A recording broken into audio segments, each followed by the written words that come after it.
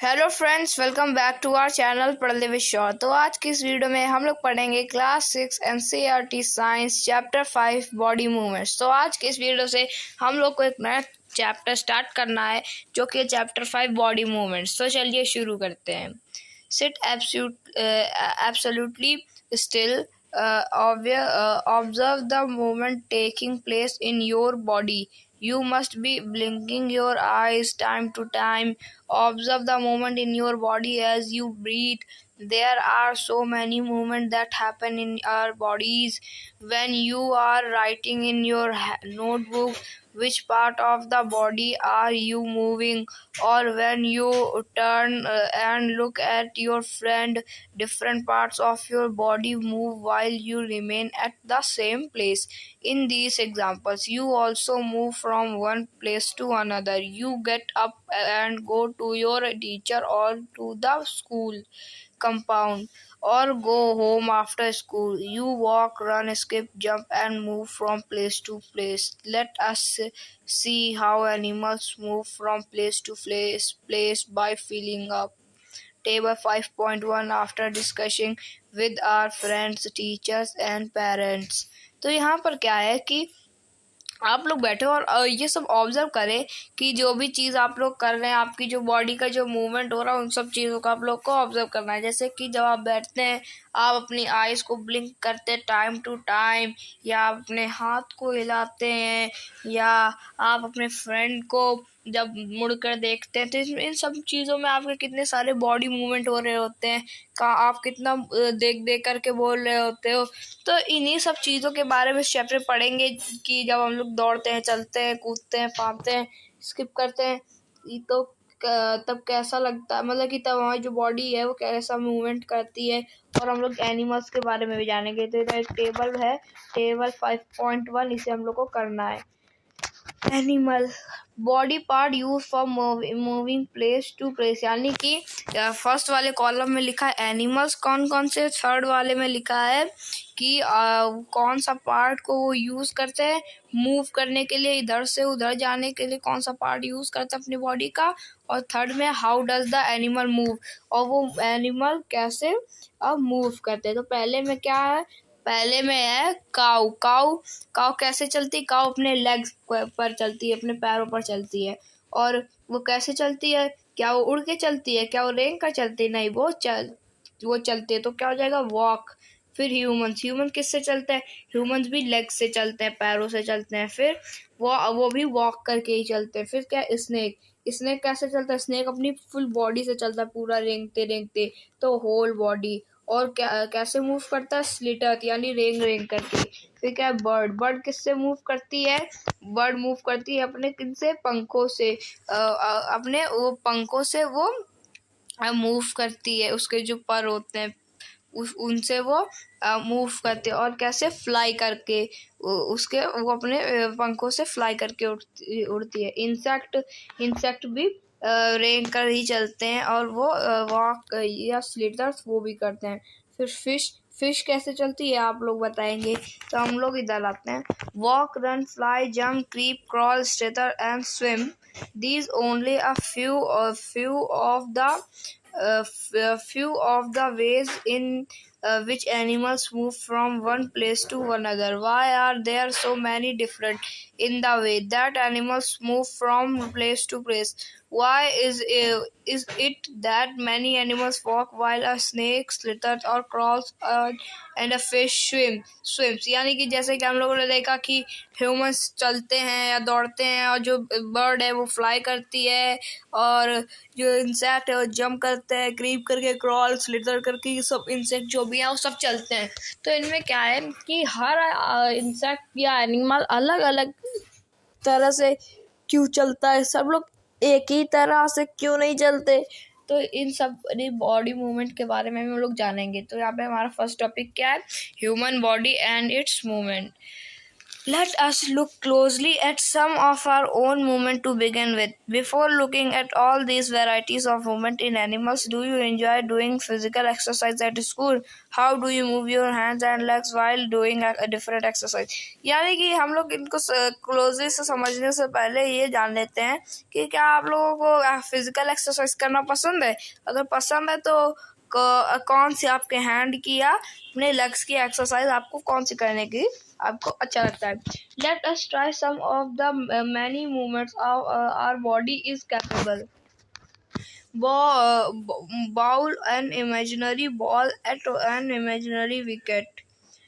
How did you move your arm? Did you rotate it the shoulder in a circular movement? Did your shoulder also move? Lie down and rotate your leg at the hip. Bend your arm at the elbow and the leg at the knee. Stretch your arm sideways. Bend your arm to touch your shoulder with your fingers. Which parts of your arm did you bend? Straighten your arm and try to bend it downwards. Are you able to do it?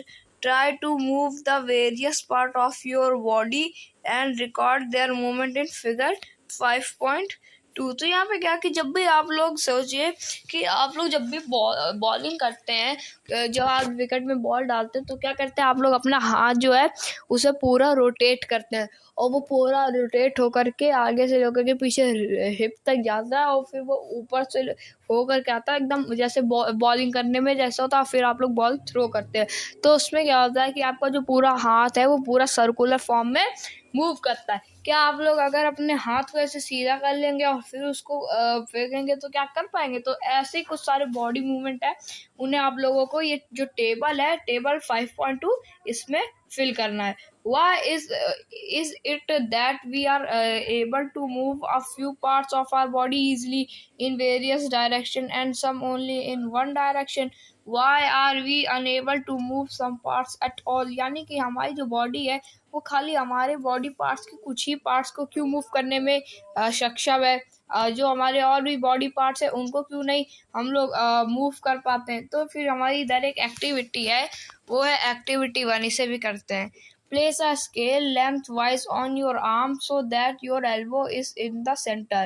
Ask your friend to tie the scale and your arm together. Now try to bend your elbow.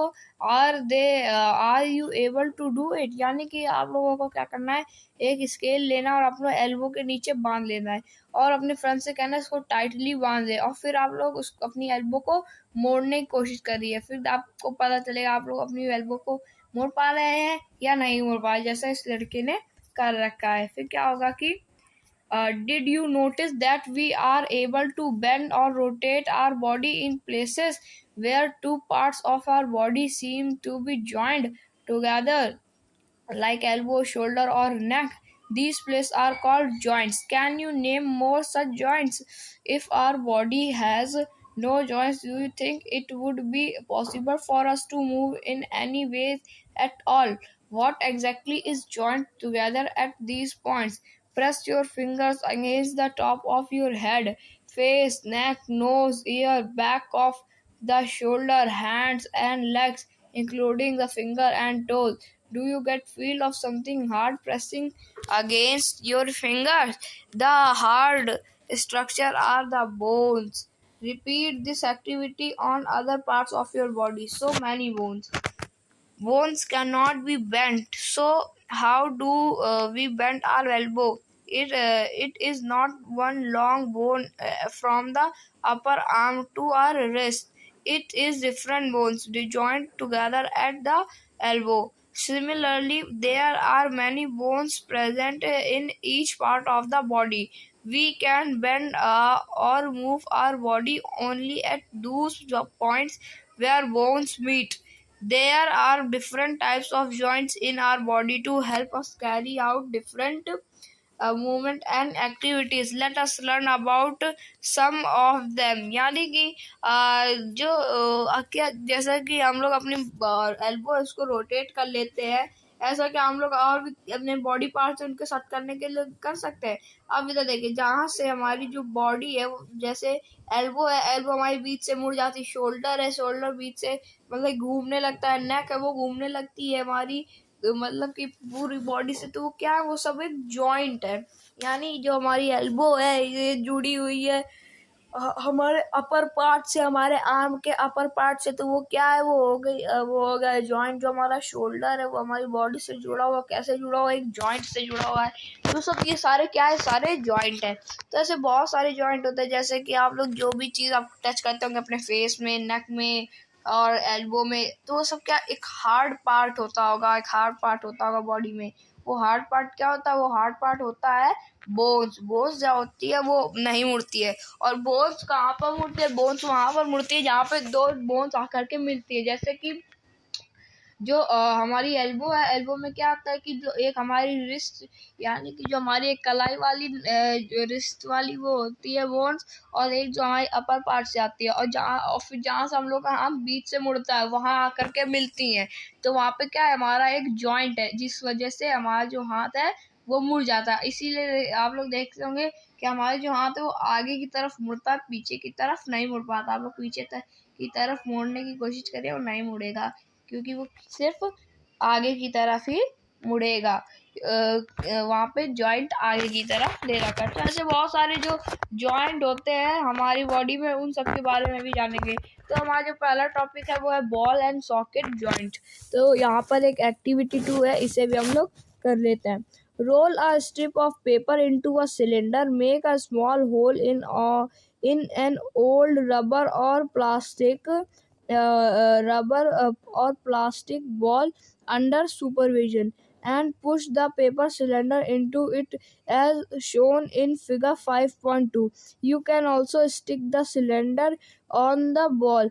Put the ball in a small ball. Does the ball rotate freely inside the ball?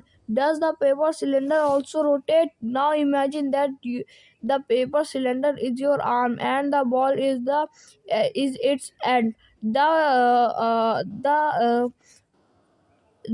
ball is like the part of the shoulder to which your arm is joined.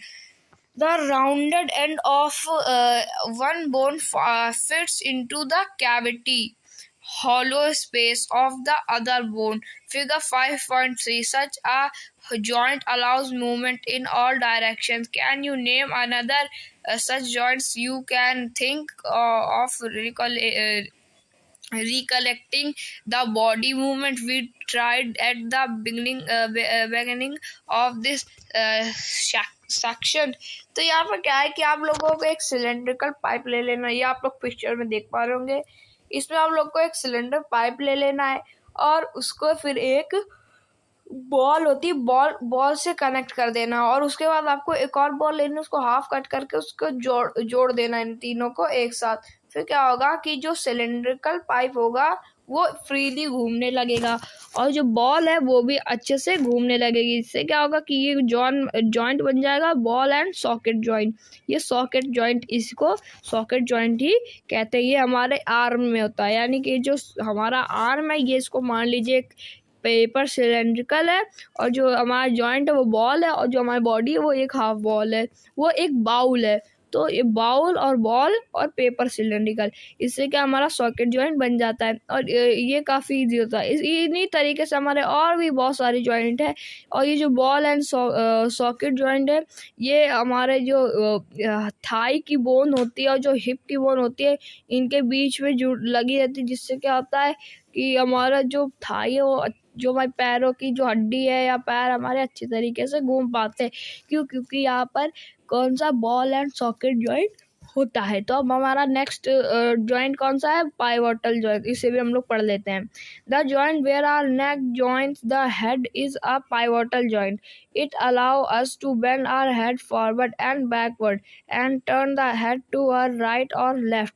Try this movement. How are these movements different from those of our arm that can rotate a complete circle in complete circle in its ball and socket joint. In a pivotal joint, a cylindrical ball rotates in a ring. तो यहाँ पे क्या होता है कि जो हम pivotal joint होता है वो कहाँ पे लगा है, वो हमारे जो नेक है वहाँ पर लगा है. वहाँ पे क्या होता है कि जो हमारी नेक है वो जो हमारे हेड से जो कनेक्टेड है, तो हमारा जो हेड फ्रीली ऐसे घूम लेता है. ये क्यों घूम पाता है, ये इसलिए घूम पाता है क्योंकि यहाँ पर एक जॉइंट लगा. उस जॉइंट का नाम है पाइवोटल जॉइंट. पाइवोटल जॉइंट क्या होता है, एक रिंग जैसा होता है जो कि हमारे हेड के नेक के ऊपर ऐसे कनेक्ट होता है, जिससे क्या होता है कि जो हमारी नेक है वो उसमें एक रिंग लगी होती है, जिससे जो हमारा हेड है वो फ्रीली ऐसे घूमने लगता है. तो ये जो हमारा टॉपिक था पाइवोटल जॉइंट और बॉल एंड सॉकेट जॉइंट, ये तो कंप्लीट हो गया है. तो जो हमारा नेक्स्ट टॉपिक है वो है hinge joint.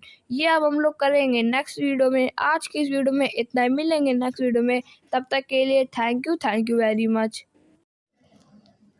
Hello friends, welcome back to our channel पढ़ते विद श्योर. तो आज की इस वीडियो में हम लोग पढ़ेंगे class 6 NCERT science chapter 5 body movements. तो आज की इस वीडियो में हम लोगों को जो क्लास 6 चैप्टर 5 है उसका जो टॉपिक हिंज जॉइंट है उसे स्टार्ट कर रहा था. इसके पहले वाले वीडियो में हम लोगों ने इसके पहले वाले सारे टॉपिक कंप्लीट कर लिए थे.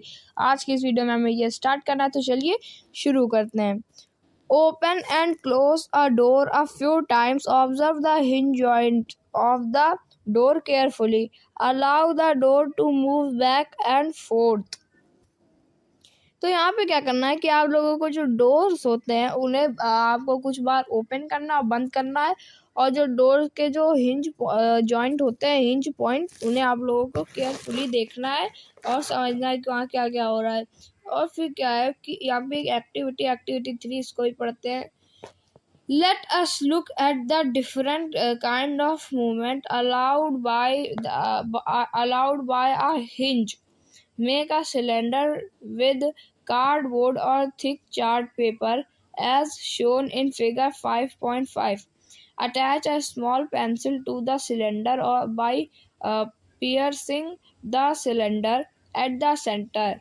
As shown, make a hollow half cylinder from cardboard such that the rolled up cylinder can fit inside it easily.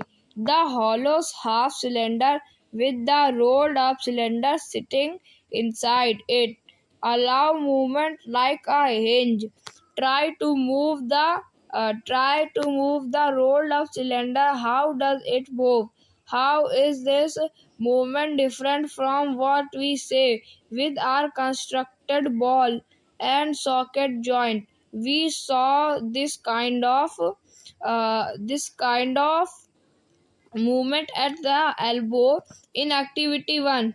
We have constructed figure 5.5 in different from a hinge, of course, but it illustrates the direction in which a hinge allows movement. The elbow has a hinge joint that allows only a back and forth movement.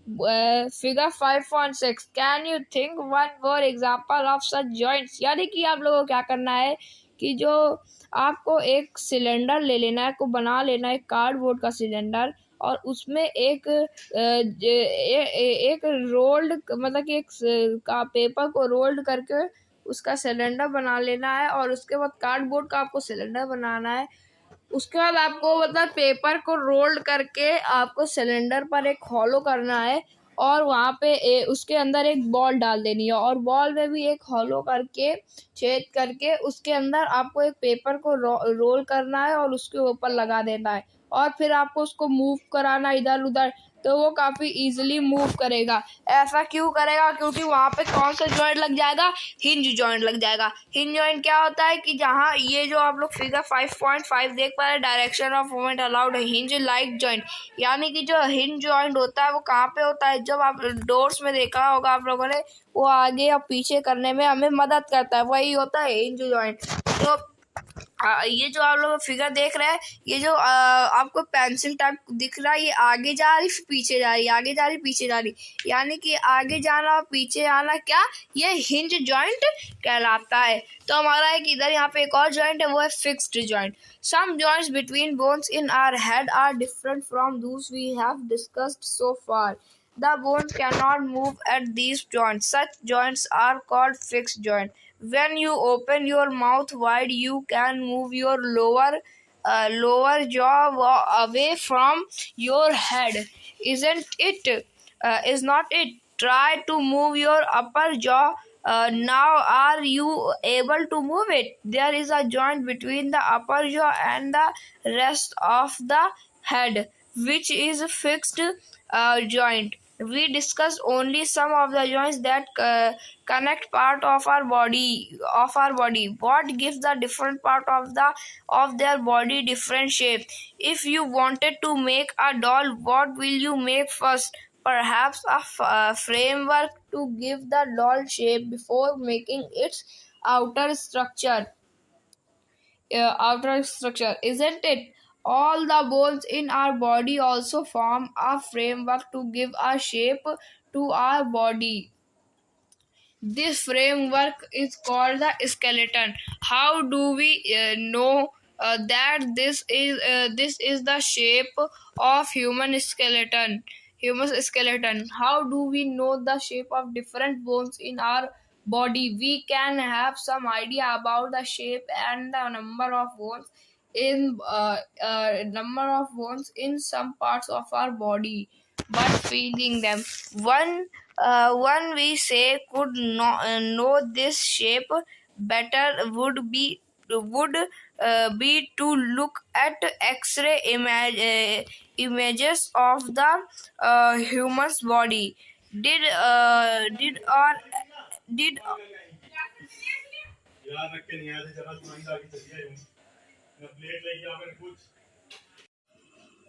हाँ, तो जो joints मतलब कि जो fix joint होता है वो क्या होता है कि जो जॉइंट्स मतलब कि जो जॉइंट्स होते हैं जो कि फिक्स्ड ही रहते हैं, यानी कि वो मूव नहीं करते। जैसे कि हमारा जो हेड है वहाँ पे माउथ में है, वहाँ पे क्या करता है, जो हमारा अपर जॉ है वो मूव नहीं करता और जो लोअर जॉ है वही मूव करता है। जब भी हम लोग खाना खाते हैं तो हम लोग जैसे अपना मुंह खोलते हैं तो क्या होता है कि हमारा जो नीचे वाला जो जॉ होता है वही खाली मूव करता है। आप लोग भी कर सकते हैं, यानी कि आपका जो नीचे वाला है मतलब कि पार्ट है जहाँ पे दांत है, नीचे वाले पार्ट पे वही मूव करेगा और जो ऊपर वाला है वो मूव नहीं करेगा, चाहे आप कितनी भी कोशिश कर लो। क्योंकि वो एक फिक्स्ड जॉइंट है। ऐसे ही सिमिलरली क्या होता है कि और अगर आपको बोला जाए कि आपको बोन्स का या किसी भी आपको एक डॉल है उसका आपको एक डॉल बना लिया, तो उसके लिए आप क्या करेंगे, पहले उसका आउटर स्ट्रक्चर बनाएंगे। तो आउटर स्ट्रक्चर मतलब कि पहले आप उसको एक स्ट्रक्चर देंगे फिर उसमें आप काम करेंगे। तो वैसे जो हमारी बॉडी है उसमें भी एक स्ट्रक्चर दिया गया है और उस स्ट्रक्चर को क्या कहते हैं, स्केलेटन कहते हैं। और ये स्केलेटन ये है, ये जो आप देख पा रहे हैं ये हड्डी यही है, हमारे अंदर की चीज़ यही होती है स्केलेटन। ये हमारे अंदर का स्ट्रक्चर है, ऐसे ही हमारे अंदर का स्ट्रक्चर दिखता है बिल्कुल सेम। और फिर इसमें बाहर से फिर हमारी खाल, लीवर सिस्टम, बहुत सारी चीज़ें होती है वो सब इसमें लगाए। अगर हम लोग अपनी बॉडी का ऐसे एक्सरे करवाएं तो हम लोग को पता चलेगा कि हमारी बॉडी अंदर से दिखती कैसे। जब भी आप लोगों का कहीं हाथ पैर फ्रैक्चर हो जाता है, टूट जाता है, तो जब आप लोग एक्सरे कराते होंगे तो आप लोग को पता चलता होगा कि यहाँ से हड्डी टूटी है, यहाँ पर ये चोट लगी है। तो जब आपको ये चोट लगता होगा तो क्या होता होगा कि जब आप एक्सरे निकलवाते होंगे तो उसमें क्या एक्सरे कुछ इस टाइप का निकलता होगा, जैसा आप इस फोटो में देख पा रही है एक्सरे इमेजेस हैं।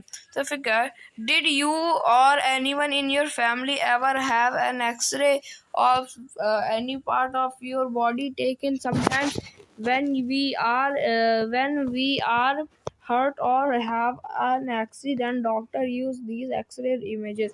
यानी वही है कि जो अभी मैंने आपको बताई, जो एक्सरे इमेजेस जो डॉक्टर्स लेते हैं वो कुछ इसी टाइप का होता है। जब भी आप लोग का हाथ पैर या फ्रैक्चर हो जाता है, चोट लग जाती है, तो ऐसे लगता है। Bend your finger. Are you able to bend them at every joint? How many bones does your middle fingers have? Feel the back of your palm. It seems to have many bones. Isn't figure 5.9? Is your wrist flexible? It is made up of several small bones called carps. What will happen if it has only one bone?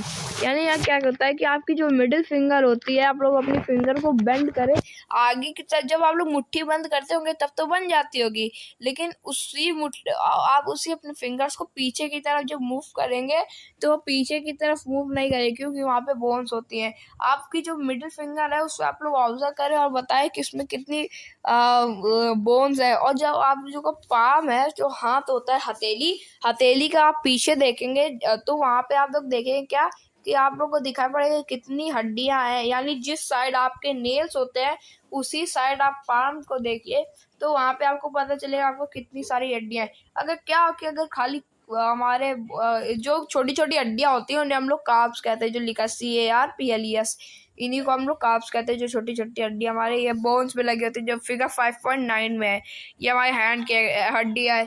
तो ये जो hand की हड्डियां हैं यहीं पे क्या मतलब कि आप लोग इनको पीछे करके ऑब्जर्व करें और वो देखिए अगर वहाँ हाथ में खाली एक ही हड्डी हुई तो क्या होगा।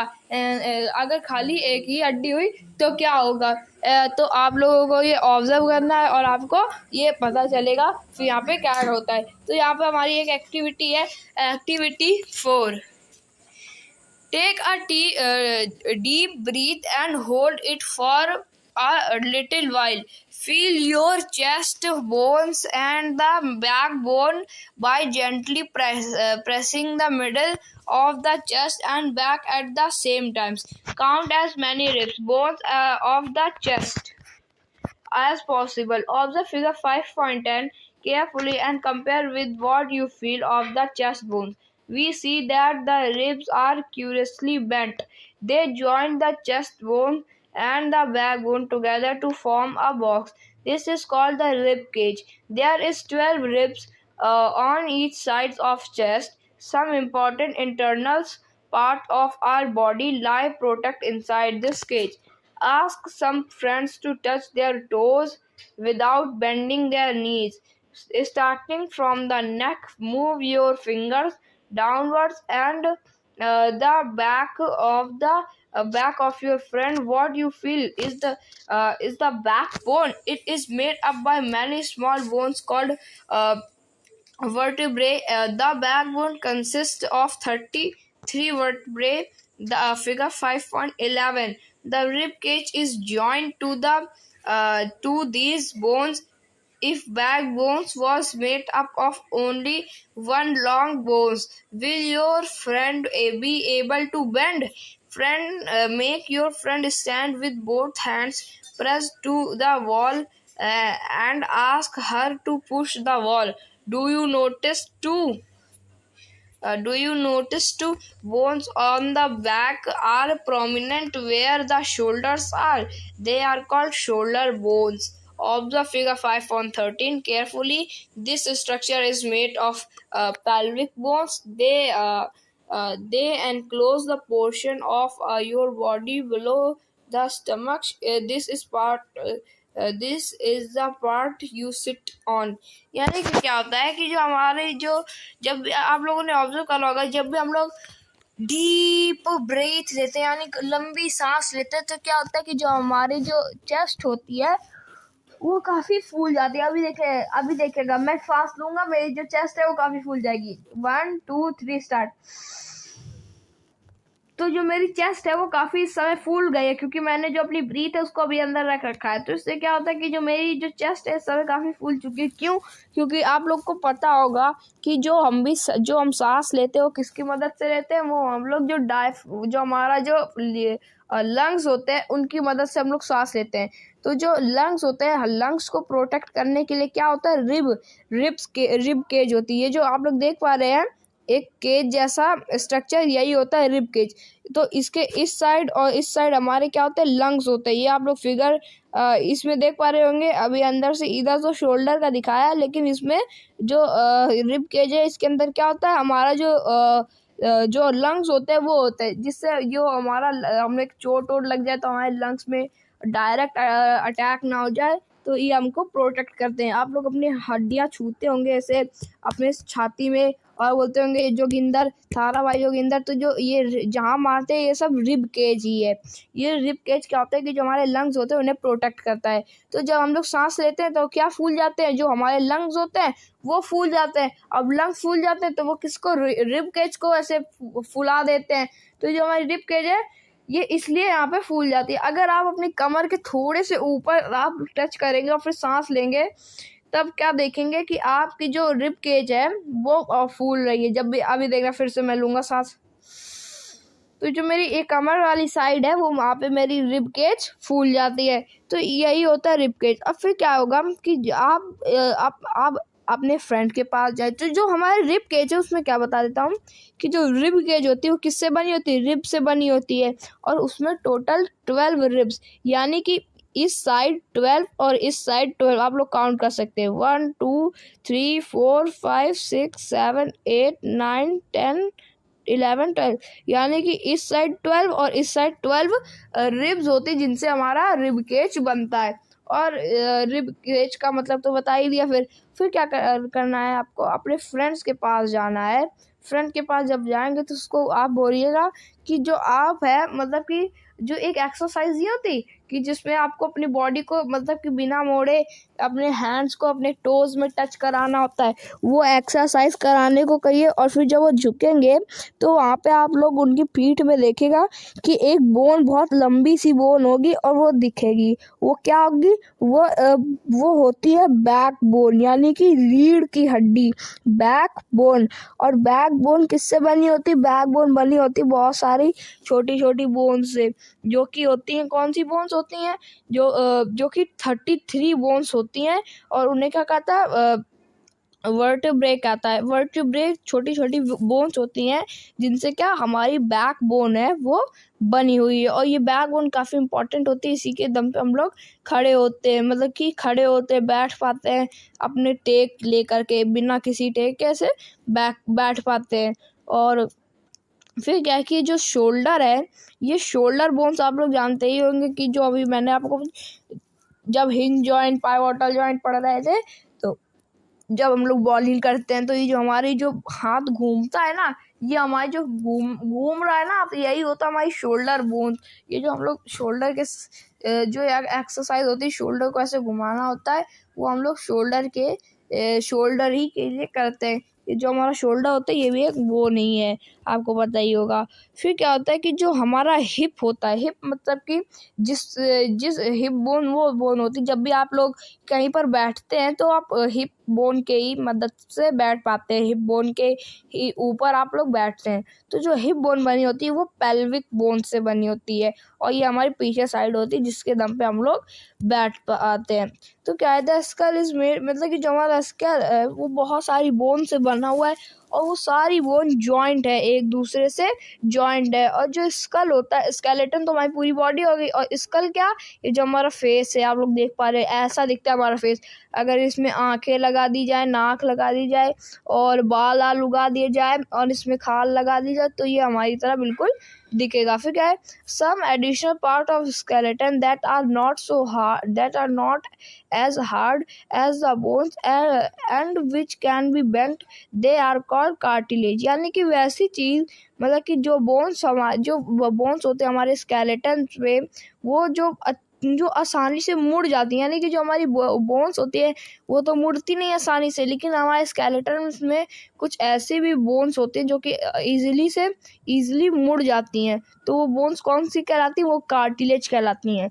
Feel your year, do you feel, यानी कि जो हमारी ईयर्स होते हैं, कान, उन्हें जब हम लोग ऐसे मोड़ते हैं, बेंड करते तो वो ईजिली मुड़ जाते हैं। लेकिन जो हमारी कान है वो भी उनमें भी बोन्स है, तो वो कौन सी बोन्स हुई, वो बोन्स हुई कार्टिलेज बोन्स हुई। यानी कि जो हमारे कान में बोन्स होती है वो कौन सी बोन्स होती हैं, वो बोन्स होती हैं कार्टिलेज बोन्स होती हैं। तो जो ऊपर की जो चीज़ होती है, जो हार्ड होता है, वो क्या कहलाता है, वो कहलाता है अपर कार्टिलेज। और जो नीचे वाला होता है वो क्या कहलाता है, ईयर लोब कहलाता है। यानी कि जहाँ पर लड़कियां लोग बाली पहनती है वो क्या कहलाता है, वो कहलाता है lobe. You do feel something in the upper parts of the ear that is not as soft as the ear lobe, but not as hard as a bone, is it? This is cartilage. Cartilage is also found in the joints of the body. We have seen that our skeleton is made up of many bones, joints, and cartilage. You could feel, bend, and move many of them. Draw a neat figure of the skeleton in your notebook. We have learned about the bones in your body and about joints that help us move in different ways. What makes the bones move the way they do? Let us make a fist with one hand. Bend your arm at the elbow and touch your shoulder with the thumb. Do you see any changes in your upper arm? Does touch it with the other hand? Do you observe a swollen region in the upper arm? This is a muscle. The muscle bulges due to contraction. It's become smaller in length. Now bring your arm happen to muscles. It is still contracted. You can observe similar construction of muscles in your leg when you walk और run. यानी कि यहाँ पे क्या है कि जो आपका जो ऊपर वाला पार्ट होता है कान का वो ज़्यादा सॉफ्ट नहीं होता, लेकिन जो नीचे वाला लोब होता है वो काफ़ी सॉफ्ट होता है। और जो हमारा स्केलेटन्स है, बोन्स होती हैं, वो इतनी इंपॉर्टेंट होती है क्योंकि हम लोग जहाँ भी चल पाते हैं, खेल पाते हैं, ये सब हम लोग किसकी मदद से करते हैं? ये सब हम लोग जो हमारी बोन्स है इन्हीं की मदद से हम लोग करते हैं। ये हमारी बोन्स हम लोग हमारा जो हाथ है इनको ऊपर कर लेते हैं, इनको नीचे कर लेते हैं, यहाँ घुमाते, इधर लेट जाते हैं, इधर चलने लगते हैं। तो किसकी मदद से करते हैं? हम लोग बोन्स की मदद से ही करते हैं। तो क्या है कि जो स्लोवन रीजन होता है अपर पार्ट, यानी कि जो हमारे upper touch it with the with your hand, यानी कि जो हमारा हैंड होता है उसका जो अपर पार्ट होता है उसे आप लोग स्लोवन रीजन, मतलब कि उसको आप ऑब्जर्व करिए। वो क्या होता है? वो मसल्स होती है, यानी कि जो हमारा अपर पार्ट होता है जहाँ पे लोग कहते हैं ये देख मेरी बॉडी, जहाँ पे लोग अपनी बॉडी दिखाते हैं, अपने ट्राइसेप्स बाइसेप्स, वो सब क्या होता है? वही होती है मसल्स। ये मसल्स होती हैं हमारी। ये जो हैंड का अपर पार्ट होता है ये क्या कहलाती हैं? ये मसल्स हमारी कहलाती हैं। The muscles blush due to construction its become smaller in length. और जब हमारी जो मसल्स होती है छोटी हो जाती है तो क्या कहलाती है? वो कॉन्स्ट्रक्शन कहलाती है। तो यही चीज़ थी इसमें कुछ muscles work in pair. When one of them contracts, the bone is pulled in that direction. The other muscles of the pair relaxes to move the bones in the opposite direction. The relaxed muscle contracts to pull the bones towards original position, while the first relaxes. A muscle can only pull; it cannot push. Thus, two muscles have to work together to move a bone. Are muscles and bones always required for movement? How do other animals move? Do all animals have bones? What about an earthworm or a snail?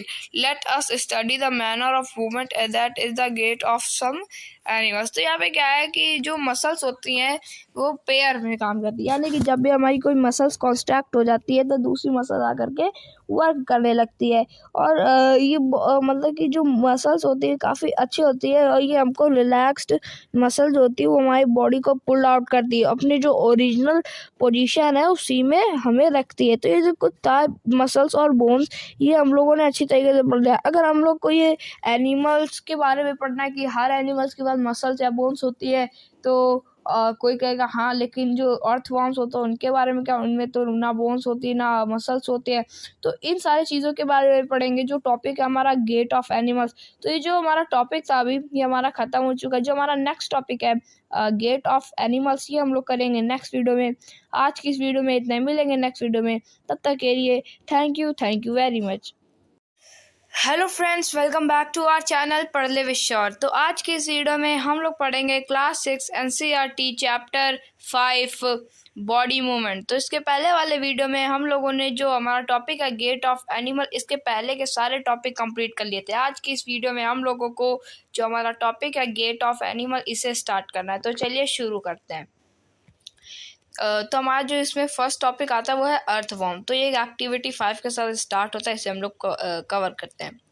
Observe an earthworm moving on soil in a garden. Gently lift it and place it on a piece of blotting or filter paper. Observe its movement, then place it on a smooth glass plate or any slippery surface. Observe this movement now. Is it different from that on paper? Is in which of the above two surfaces do you find that the earthworm is able to move easily? The body of an earthworm is made up of many rings joined end to end. An earthworm does not have bones. It has muscles which help to extend and shorten the body. तो इसमें क्या है कि आप लोग garden जाते होंगे या पार्क जाते होंगे, या जब भी विंटर का सीज़न आता होगा तब आप लोग गार्डन या पार्क में देखते होंगे मिट्टी में कि जो अर्थवॉर्म्स होते हैं वो सॉइल्स में होते हैं। तो आप लोगों को उनको अच्छी तरीके से लेना है, और उसके बाद जब आप उन्हें ले लेंगे, उनको आप लोग अच्छे तरीके से लीजिएगा ताकि उन्हें कुछ हर्ट ना हो। और उससे आप लोग या किसी भी स्लिपरी सरफेस या फिल्टर पेपर में रखिए, और उसके बाद उसका जो मूवमेंट है उसे आप लोगों को ऑब्जर्व करना है। और जो बॉडी होती है अर्थवॉर्म की, वो पूरी रिंग से बनी होती है, बहुत सारी रिंग होती हैं, वो सारी उसमें अर्थवॉर्म पूरा रिंग से बना होता है। और अर्थवॉर्म जो होता है उसकी बॉडी में एक भी बोन्स नहीं होती, यानी जो अर्थवॉर्म है ये ऐसा है, मतलब कि ये एक ऐसा इंसेक्ट है कि जिसमें बॉडी मतलब कि बोन्स होती ही नहीं है। तो क्या है कि और जो it has muscles which help to extend and shorten the body, shorten the body, यानी कि और इसके पास होती है मसल्स जिसकी मदद से ये एक्शन यानी आगे पीछे बढ़ता है, इधर उधर मूव करता है। During movement, the earthworm first extend the front part of the body, keeping the rear portion fixed to the ground. Then it fixes the front end and release the rear end. It then shortens the body and pulls the rear end forward. This make it move forward by a small distance, repeating such muscles expansions and contractions. The earthworm can move through soil. Its body secretes a slimy substance to help the movement. How do it fix parts of its body to the ground? Under its body, it has a large number of tiny bristles, hair-like structures projection out. The bristles are connected with muscles. The bristles help to get a good grip on the ground. The earthworm actually eats its way through the soil.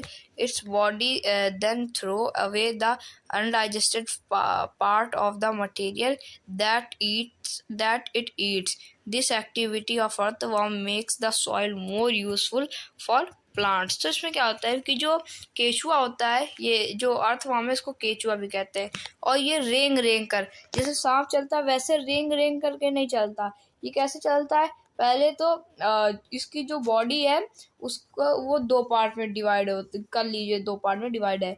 उसमें क्या, जो पहला part है upper part, उसमें क्या करता है कि ये अपर पार्ट में ये अपर पार्ट को एक जगह मतलब कि उसको आगे बढ़ाता, फिक्स कर लेता है, फिर पीछे वाले पार्ट को रिलीज करता है, फिर आगे वाला को फिक्स करता है, मतलब कि ऐसे टिचुक करके चलता है। यानी कि एक पहले आगे चला, आप लोगों ने देखा होगा अर्थवॉर्म कैसे चलता है, अर्थवॉर्म कैसे चलता है। तो ये जो अर्थवॉर्म की जो एक्टिविटी थी तो मतलब कर ली।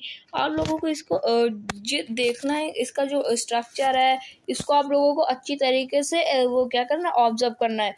और जो अर्थवर्म होता है वो अपना जितना भी जो फूड खाता है और जो अनडाइजेस्टेड फूड वो छोड़ता है, एक्सक्रीट करता है, तो वो सॉइल में जाता है और जो सॉइल है उसको और भी ज़्यादा यूजफुल बनाती है, किसके लिए? प्लांट के लिए। तो ये जो अर्थवर्म का जो टॉपिक था वो तो कंप्लीट हो गया। इधर एक स्नेल का, इसमें भी एक्टिविटी 6 के साथ स्टार्ट होता है, इसे भी कवर करते हैं। Observe a snail in your garden और in field. Have you seen the rounded structure it carries on its back? This is called the shell, and it is the outer skeleton of the snail, but is not made of bones. The shell is a single unit and does not help in moving from place to place.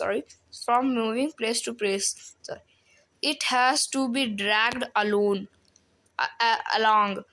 यानी कि आप लोगों ने जो snail होते हैं उन्हें आप लोगों ने अपने गार्डन या फील्ड में देखा होगा कि जो उनका जो स्नेल होता है उनका जो बैक में ये एक शेल होता है। ये स्नेल के बैक में आप लोग देख पा रहे होंगे, ये जो शेल होता है ये शेल इसके बैक में रखा रहता है। ये शेल इसे कहते हैं, ये शेल कहलाता है।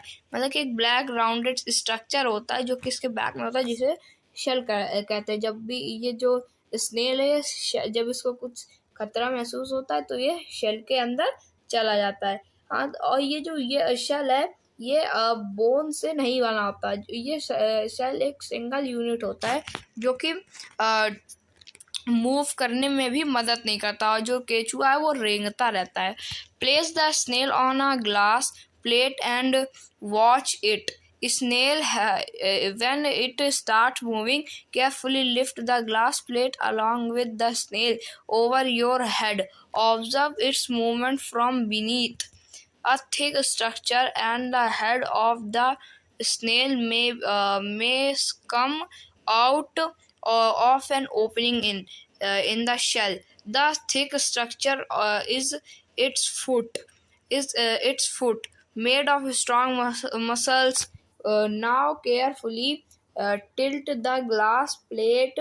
The wavy motion of the foot can be seen. Is the movement of a snail slow or fast as compared to an earthworm? यानी कि क्या होता है कि जो स्नेल होता है उसको आप लोगों को केयरफुली से उठा लेना। जब आप लोग उसे उठाओगे तो चला जाएगा अपने शेल के अंदर, लेकिन जब आप वो शेल के बाहर आ जाए तो उसे आप लोगों को एक ग्लास में रखना है। फिर जब उस चलने लगे तो उसे आप लोग को अच्छी तरीके से ऑब्जर्व करना, और आप लोग देखेंगे कि वो अपने फुट के दम पे चल रहा है, क्योंकि उसके पास वो क्या होता है, वो उसके पास एक स्ट्रॉन्ग मसल्स से बना हुआ होता है। वो जो उसके जो फुट होते हैं वो काफ़ी स्मॉल मसल से बने होते हैं, जिसके कारण वो चल पाता है। ऐसे ही जो मूवमेंट होते हैं जो स्नेल का वो स्लो और फास्ट भी होता रहता है। मतलब कि is the movement of a snail slow और fast as compare to an earthworm? यानी कि क्या ये जो मूवमेंट होता है स्नेल का ये स्लो है या फास्ट है, किससे? ये जो अर्थवर्म चलता है। मेरे ख्याल से ये फास्ट है थोड़ा सा। तो ये जो टॉपिक था हमारा स्नेल, ये तो कंप्लीट हो गया। ये जो हमारा नेक्स्ट टॉपिक है वो है कॉकरोच। इसे भी कर लेते हैं। कॉकरोच भी एक एक्टिविटी के साथ स्टार्ट होता है, तो इसे भी स्टार्ट करते हैं। Observe a cockroach. Cockroaches walk and climb as well as fly in the air. They have 3 pairs of legs. This helps in walking. The body is covered with a hard outer skeleton. This outer skeleton is made of number of plates joined together, and that permits movement. There are 2 pairs of wings attached to the body behind head. The cockroaches have distinct muscles. Those near the legs move the legs for walking. The body muscles have moved the wings when the cockroach flies. यानी कि ये जो cockroach होता है इसको आप लोग अच्छी तरीके से ऑब्जर्व करना। ये जो फिगर 5.20 है इसे, इसमें क्या है कि जो कॉकरोच होते हैं वो चढ़ सकते हैं, क्लाइंब कर सकते हैं, चल सकते हैं, उड़ सकते हैं, और इनके टोटल 3 पेयर्स ऑफ लेग, यानी इनकी 3 पेयर की लेग होती हैं और जो इन्हें वॉक करने में इनको आसान करते हैं। इनके बॉडी में एक आउटर स्केलेटन होता है, आउटर एक शेल होता है, उसे वो भी एक हार्ड आउटर स्केलेटन होता है जो इनको प्रोटेक्ट करता है। और जो इनके जो परमिट्स ऑफ जो परमिट्स मूवमेंट होते हैं, यानी कि इनके जितने भी the outer skeleton is made of number of plates joint together and they that permits movement, यानी कि जो इनका आउटर स्केलेटन होता है ये जो प्लेट्स जॉइंट होते हैं उनसे जुड़ा रहता है। और इनके 2 पेयर्स के विंग्स होते हैं जो कि बॉडी से इनके अटैच होते हैं सर के पीछे से, और ये इनको फ्लाई करने में आसान करते हैं। और इनके जो डिस्टिंक्ट मसल्स होते हैं वो मसल्स इनके जो लेग्स हैं उनके पास में होते हैं, जिनसे इनको मूव करने में आसानी होती है। और जो बॉडी मसल्स होती हैं ये कॉकरोच ये जो विंग्स होते हैं कॉकरोच, जो इनके मसल्स होते हैं जो कि विंग्स, यानी जो इनके विंग्स होते हैं वो कॉकरोचेस के उनको मदद भी करते हैं इनको फ्लाई कराने में। तो यहाँ पे क्या एक है हमारी बर्ड, तो बर्ड भी पढ़ लेते हैं। Birds fly in the air and walk on the ground. Some birds like ducks and swans also swim in water. The birds can fly because their body are well suited for flying. Their bones are hollowed and light. The bones of the hind limbs are typical for walking and perching. Uh, The bony part of the forelimbs are modified as wings. The shoulder bones are strong. The breast bones are modified to hold muscles of flight, which are used to move the wings up and down. यानी यहाँ पे क्या होता है कि जो हमारी birds होती है वो उड़ सकती है, चल सकती है, वॉक कर सकती है, यानी कि उड़ सकती है, चल सकती है और वॉक करना तो मतलब यही है। और कुछ बर्ड्स होती है जैसे डग्स और स्वैन जैसी वो स्विम भी कर सकती हैं। ऐसा क्यों होता है? क्यों जो बर्ड्स होती हैं वो उड़ सकती हैं, क्यों उड़ सकती हैं? क्योंकि जो उनका जो बॉडी होता है वो वेल सूटेड होता है उड़ने के लिए, उनकी बॉडी उड़ने के लिए ही बनी होती है ऐसे। और क्या होता है कि इनकी जो हड्डियां होती है वो हॉलो होती है अंदर से, यानी कि हमारी हड्डियां काफ़ी भरी भरी होती है, उनकी हॉलो होती है, यानी बाहर से एक स्ट्रक्चर दे दिया और अंदर से हॉलो। यहाँ पे आप लोग देख सकते हैं बाहर से एक स्ट्रक्चर दे दिया और अंदर से पूरी हॉलो होती हैं। और जो इनके जो वो होते हैं क्या कहते हैं विंग्स, वो उनमें वो मसल्स के होते हैं। और वो जो इनके विंग्स हैं वो यहाँ पर bony parts of the fore limb as modified as wings, यानी कि जिनके 4 लाइम्स जो मॉडिफिकेशन होती है वो क्या कहलाती है? वो विंग्स कहलाती है, जो कि शोल्डर बोन से स्ट्रांग होता है। जो शोल्डर बोन्स होती है इनकी ये बहुत ही ज़्यादा स्ट्रांग होती है। और जो इनकी ब्रीस्ट बोन होती है वो इनकी मसल्स जो जब ये फ्लाइट कर रही होती है, उड़ रही होती हैं, तो इनकी जो मसल्स है वो इनकी जो विंग्स होते हैं वो मसल से बने थे, जिससे इनकी जो बॉडी है उसे हवा में रख पाते हैं। तो ये जो हमारा टॉपिक था बर्ड ये खत्म हो चुका है। नेक्स्ट है हमारा फिश, इसे भी कर लेते हैं एक्टिविटी 8 के साथ। Make a paper boat, put it in a water and push it with one narrow and Poynting forward. Did it go into the water easily? Now hold the boat sideways and push it into the water from the broad side. Are you able to make boat move in water when you push it from this side? From you this side. यहाँ पे क्या है कि आपको क्या करना है, एक बोट बना लेनी है कागज़ की और उसको एक पतली जगह से उसको पानी में फेंकना है। एक पानी में मतलब कि उसको चलाना है, तो क्या होगा कि वो आसानी से चल लेगी। लेकिन उस एक चौड़ी जगह में उस बोट को चलाना, वो भी पानी का अपोजिट डायरेक्शन में, क्या आप लोग चला सकते हैं? नहीं चला पाएंगे, बोट फट जाएगी, कागज़ की है। Have you notice that the shape of a boat is somewhat like a fish? The head and tail of the fish are smaller than the middle portion of the body. The body tapers at both ends. The body shape is called streamlined. यानी कि जो boat और जो fish होती है उनका जो वो होता है क्या कहते हैं शेप, वो मतलब कि मैच करता है। क्योंकि जो फिश होती हैं उनका क्या होता है कि जो उनका हेड होता है, जो उनका हेड होता है, टेल होती है, वो सब क्या होते हैं, वो स्मॉल और छोटे होती हैं, और सब मिडिल पोर्शन में वो सब ब्रॉड होती हैं, चौड़ी होती हैं, जिससे क्या होता है कि पानी को आसानी से काटती चली जाती हैं। और ऐसी बोट भी होती है। और ये जो स्ट्रक्चर होता है फिश का, ये क्या कहलाता है, ये स्ट्रक्चर इनका फिश का स्ट्रीमलाइंड कहलाता है। The shape is such that water can flow around it easily and allow the fish to move in water. The skeleton of the fish is covered with कहाँ गया is covered with strong muscles. During swimming, muscles make the front part of the body curve to one side and the tail part swing toward the opposite side. The fish form a curve as shown in figure 5.24. Then quickly the body tail curve to the other side. The makes a jerk and push the body forward. A series of such jerks makes the swim ahead. This is helped by the fins of the tails. Fish also have other fins on their body which mainly help to keep the balance of the body and to keep direction while swimming.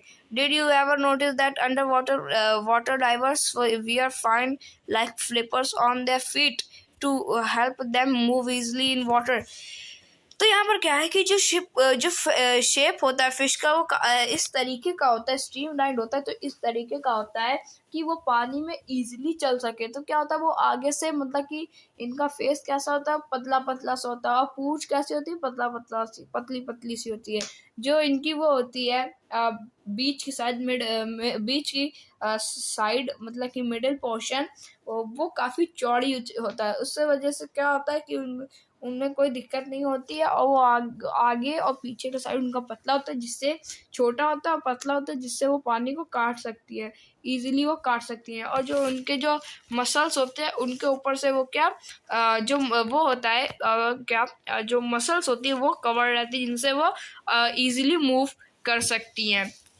और जो fins होते हैं, मतलब कि जो इनके पीछे fins होते हैं, फिन ये होते हैं जो आप लोग इधर देख पा रहे हैं, ये इनके फिन्स, ये जो फिन होते हैं ये भी इनको मदद करते हैं क्या करने में, ये इनको राइट लेफ्ट टर्न करने में मदद करते हैं। जैसे कि आप लोगों ने वाटर डाइविंग जो करते हैं उनको देखा होगा कि जब वो स्विमिंग सूट पहनते होंगे, तो उनके जो पैरों में क्या फ्लिपर्स पहनते हैं, जिनसे क्या होता है कि वो पानी के अंदर इजीली मूव कर सके। तो ये जो हमारा टॉपिक था ये तो ख़त्म हो चुका है।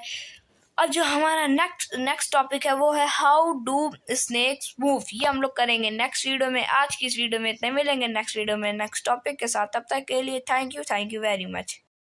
Hello friends, welcome back to our channel Padhle with Shaurya. तो आज की इस वीडियो में हम लोग पढ़ेंगे class 6 NCERT chapter 5 body movements.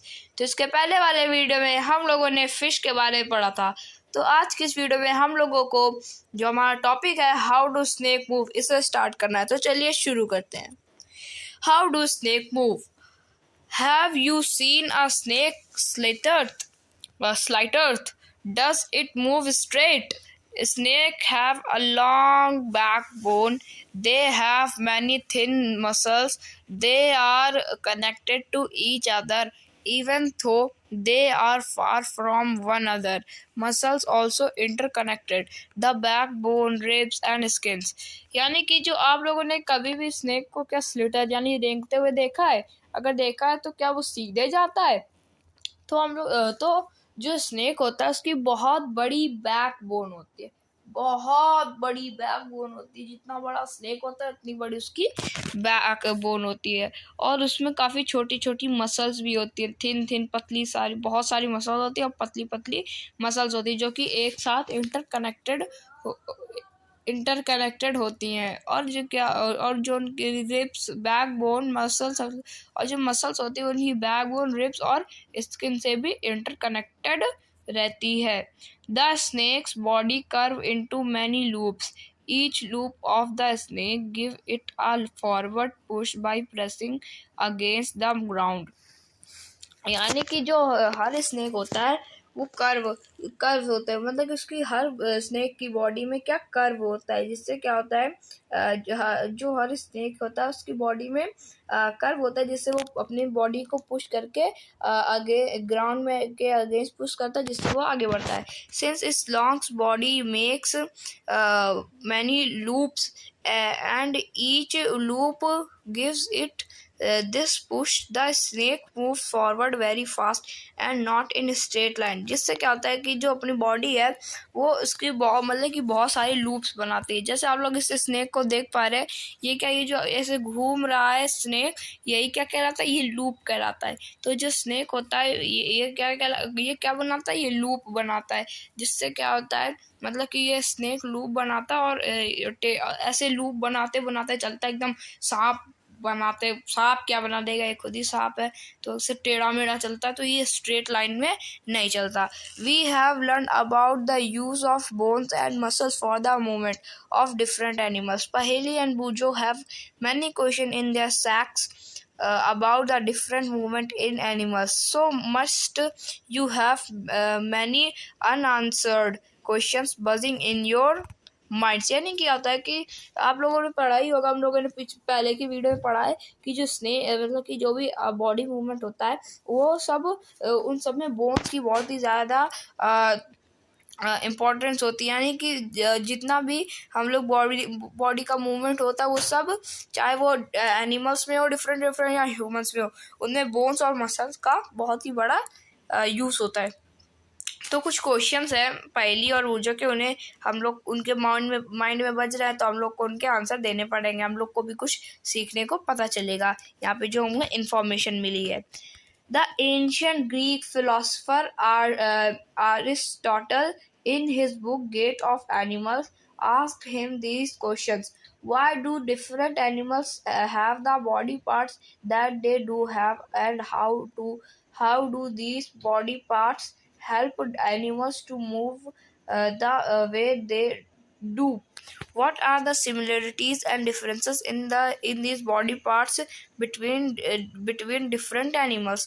How many body parts are needed by different animals for moving from place to place. यानी कि ये जो एक एंशियंट ग्रीक फिलोसोफर थे, एक ग्रीक बहुत पुराने और ग्रीक फिलोसोफर थे जिनका नाम था अरिस्टोटल. उन्होंने एक बुक लिखी गेट ऑफ एनिमल. गेट मतलब story of animal, gait of animals. और उसमें उन्होंने कुछ क्वेश्चंस पूछे. क्या क्या है कि जो एनिमल्स है उनके उनके जो बॉडी पार्ट्स है वो क्यों होते हैं और उनका वो क्या इस्तेमाल होता है, जो और क्या क्या सिमिलैरिटीज़ हैं कि जो एनिमल्स का एक एनिमल्स में जितने बॉडी पार्ट्स है वही सिमिलैरिटीज़ दूसरे एनिमल्स में कैसे हैं. और हाउ मैनी मतलब कि कितने सारे बॉडी पार्ट्स एक एनिमल को ज़रूरत होते हैं ताकि एक प्लेस से दूसरे प्लेस वो जा सके. Why 2 legs for humans and 4 for cows and buffaloes? Many animals seem to be having an even number of legs. Why is the bending of our legs different from that our arms? So many questions, and perhaps we have looked for some answers through our activity in this chapter, and we needed to look for many more answers. यानी कि जो humans है उनको खाली 2 legs, वो खाली 2 ही leg से चलते हैं. और जो गाँव या बफेलो उनको 4 लेग दी गई हैं. और जो बहुत सारे जो एनिमल्स हैं वो क्या, उनके पास तो बहुत सारी लेग्स है. जैसे कि बहुत सारी लेग्स कहने का जो इंसेक्ट्स होते हैं वो उनकी अलग अलग तरह से बनावट होती है, तो उनके कुछ ज़्यादा लेग्स होते हैं. तो और जो बेंडिंग जो हमारे जो लेग्स होते हैं जैसे वो बेंडिंग होते हैं, यानी जैसे हमारे लेग्स मुड़ते हैं वैसे हमारे आर्म्स नहीं मुड़ते. तो ऐसे बहुत सारे क्वेश्चंस हैं. ये जो बुक है गेट ऑफ एनिमल्स, इन सारे क्वेश्चंस का हम सबको आंसर मिलेगा इस बुक और आगे वाली बुक में आगे क्लासेस में जाएंगे. और तो इनमें जितने भी एक्टिविटीज़ होगी, बुक्स होगी, सब आगे चैप्टर्स में हम लोग को इनके मोर आंसर्स भी मिलेंगे. तो ये जो हमारा चैप्टर है बॉडी मूवमेंट्स, ये ख़त्म हो चुका है. अब जो इसके कीवर्ड्स हैं वो यहाँ लिखे गए, इसे हम लोग रीड कर लेते हैं। Backbone, ball and socket joint, bristles, cartilage, cavity, fixed joint, gait of animal, hinge joint, muscle, outer skeleton, pelvic bones, pivotal joints, rib cage, shoulder bones, skeleton, streamlined।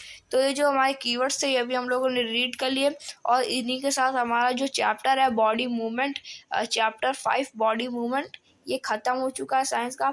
अब जो हमारा नेक्स्ट टॉपिक है वो है हमारी एक्सरसाइज। ये जो हमारी एक्सरसाइज इस चैप्टर की है वो हम लोग करेंगे नेक्स्ट वीडियो में।